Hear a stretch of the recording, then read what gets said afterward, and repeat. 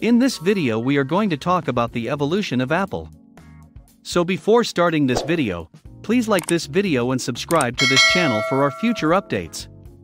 Apple is one of the most valuable brands in the world, with a market valuation of over $1 trillion as of this writing. In recent years, it has become increasingly rare to go a day without using an Apple product. In reality, Apple products are utilized by nearly 1 billion people throughout the world.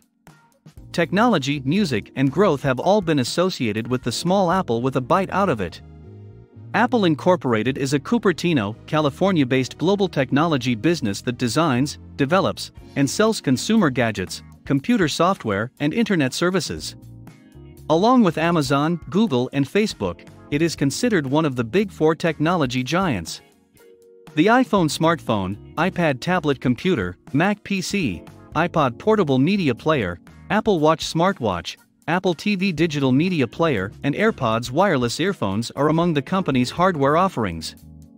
The macOS operating system, iOS, the iTunes media player, the Safari web browser, and the iLife and iWork creativity and productivity suites are all part of Apple's software. The iTunes Store, iOS App Store, Mac App Store, Apple Music, iMessage, and iCloud are among the company's online services. While home computer sales accounted for the majority of Apple's revenue for much of its existence, this has changed in the recent decade as the company has shifted its attention to smaller consumer electronics. The sale of iPhones accounts for between 30% and 50% of the company's revenue each quarter and is now consistently their top earner. iPads are Apple's second highest earner, accounting for 4% to 9% of the company's quarterly revenue.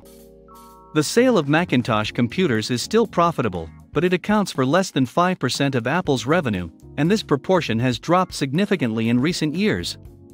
Other items, such as Apple Watches and iPods, bring in about 3% to 6% of total income. Apple's internet services, such as iTunes, Apple Care, and Apple Pay, account for approximately 3% to 6% of income on average.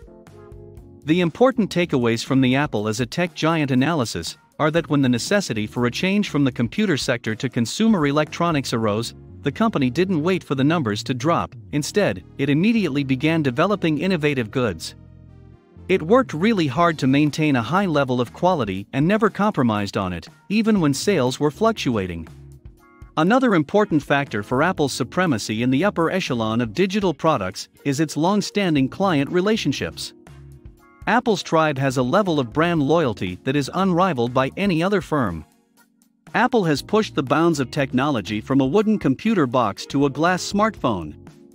Apple products have not only sold well, but they've also driven the creation of new markets, industries, and even new lifestyle habits, thanks to a history of innovations that have changed daily life from its leading role in the personal computer revolution of the 1970s and 1980s to the smartphone tsunami of the last decade. Apple II is the sequel to Apple I. Steve Wozniak built the first versions in 1977, which used the basic programming language and television as a monitor.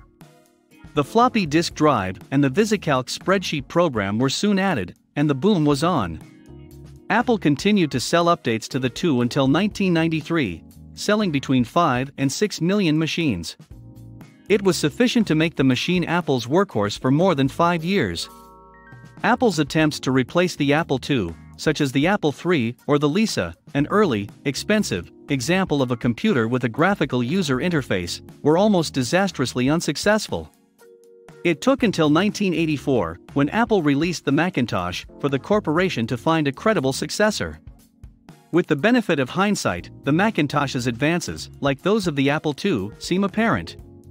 Borrowing Lisa's graphical user interface, while cutting the price by 75%, allowed for a replication of the Apple II's popularization of computing.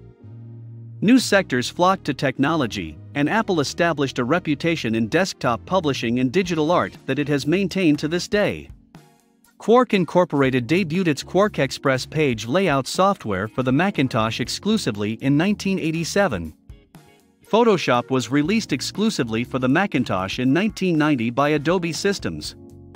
The software business Aldus published PageMaker, a desktop publishing package, exclusively for the Macintosh in 1985, a year after the Macintosh was released. In 1999, Adobe purchased PageMaker, which was eventually superseded by Adobe's InDesign. Today, the Guardian is laid out using InDesign, which is still run on a Mac. Apple's strengths were becoming obvious even before the Macintosh. The Apple II was not the first microprocessor, and the Macintosh was not the first with a graphical user interface. Rather, the firm was the one that introduced concepts into the mainstream. And that's exactly what it accomplished over 20 years after the Macintosh, with the iPod, the device that reinvented Apple and propelled it down the path to becoming the world's first trillion-dollar corporation. The first Mac, which was debuted in 1984 with a famous Super Bowl ad, was the computer that propelled Apple to prominence, and its successors sold 20.6 million systems last year, producing $25.5 billion in revenue. It was the first computer with a mouse and a graphical user interface to be commercially successful.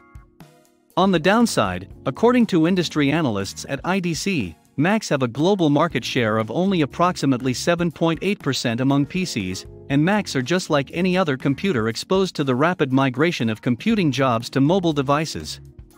Because Apple profits from this move by selling iPhones, it isn't a major issue for the company. And, thanks to the popularity of Apple phones, Mac has been gaining market share, particularly in the United States. In a cover story titled "Yes, Steve, You Fixed It," Businessweek congratulated Steve Jobs on his return to Apple in 2000. Congrats! How about Act 2, says the narrator. The following year, Apple responded with the iPod and iTunes, a one-two punch that permanently changed the music industry. The idea was to allow users to carry 1,000 songs in their pockets, and many have done so. Apple sold 390 million iPods by the end of 2014. According to trade press estimates, the corporation no longer publishes iPod sales separately. By 2014, iTunes had sold over 35 billion music, enough to provide 1,000 songs per person to the entire Canadian population. However, the proliferation of streaming music alternatives such as Pandora and Spotify, as well as the unlawful sharing of copyrighted materials, has had an impact on iTunes. Apple no longer shares iTunes revenues and has instead established Apple Music, a streaming music service with 13 million customers. In January 2007, the business announced that it would change its name from Apple Computer to Apple Incorporated, completing the shift.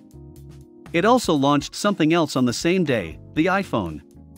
The iPhone was introduced to the world by Steve Jobs, Apple's co-founder and CEO at the time, as a widescreen iPod with touch controls, a revolutionary mobile phone, and a breakthrough internet communications device. For a while, that was all there was to it. But that was enough. When the device was released in June of that year, it sold out across the United States even at its initial launch price of $499 with a 2-year contract. The true change came a year later, when Apple opened the App Store, almost precisely 10 years ago today. If the iPhone was 3 items in one before the App Store, it did not become 4 or 5 on July 10, 2008. Instead, it became 500, one for each new app available on the store on launch day. The iPhone becomes a games console, an image editor, a musical instrument, and a torch all at once. Everything from shopping and banking to buying train tickets, booking flights, paying parking meters, and reading the news has been transformed by these apps and mobile web access. Apple is at the center of it all, taking a 30% share of all app income. The company hasn't lost sight of its origins. Unlike its computer competitors, Apple still makes the majority of its money by producing wonderful things and then selling them to customers for a lot of money. However, Apple now makes about $10 billion in profit each quarter from its services, primarily from app sales, and Apple Music licenses, a figure that is up nearly 20% year over year. Apple isn't simply transforming the industry, it's reshaping the globe into an app economy and putting itself in the center of it. What do you think of our video? Let me know in the comments section below. If you enjoyed this video and want to hear from me again, be sure to hit that subscribe button before you go. Thanks for watching.